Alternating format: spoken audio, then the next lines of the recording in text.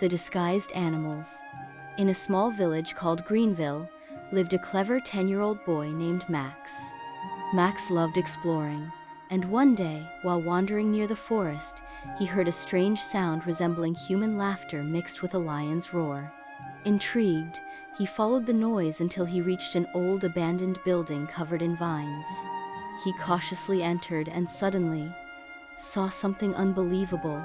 A man in a sleek suit, but his head shook like a lion's mane. Max approached hesitantly and asked, "Who are you?" The strange man turned to him and whispered in a gruff voice, "I'm Mr. Wiley, the carpet merchant." But Max noticed his claw-like hands and the smell of raw meat on his breath.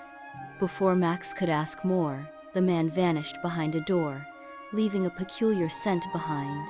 Max decided to head home, but on the way, he spotted a tall woman wearing a wide-brimmed hat, struggling to enter a small house. Her long neck kept hitting the ceiling.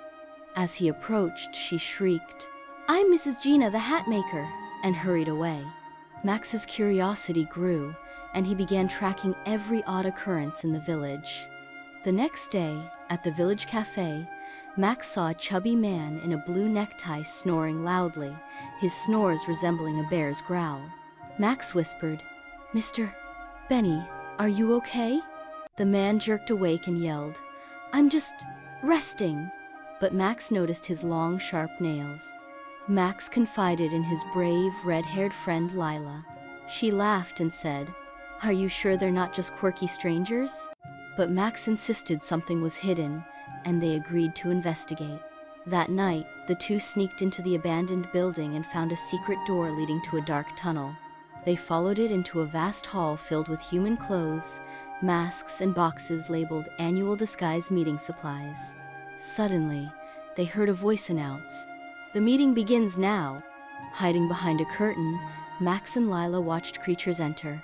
A lion in glasses, a bear with a necktie, a giraffe carrying a purse, and a fox in a trench coat. The giraffe exclaimed, "I'm Mrs. Gina, and that little boy almost exposed me today." The lion replied, "Don't worry, Mr. Wiley will handle it." Max and Lila realized the truth. They were animals disguised as humans to hide from people. But why? The cunning fox stepped forward. "We've lived here for decades, wearing masks to protect ourselves from hunters. But now, children are getting suspicious." The bear suggested sleepily, "Maybe we should leave the forest." But the lion roared, "No! This is our land. We'll teach them a lesson to fear us." The ground shook as fierce wolves emerged from the shadows, surrounding the kids. Lila shouted, "Wait! We don't want to hurt you!" The wolves paused. Max looked at the animals and said, "We can help you. You don't need to fear. The villagers are kind." The lion hesitated. "How can we trust you?" Lila smiled, removed her hat, and placed it on the giraffe. "This is a friendship gift. We'll teach the village you're friends, not monsters." The next day, Max and Lila organized a friendship festival in the village square. As villagers gathered, the animals appeared disguised as humans. The children burst into laughter. "Look! The bear sleeps standing up. The giraffe can't fit through the door." Everyone laughed.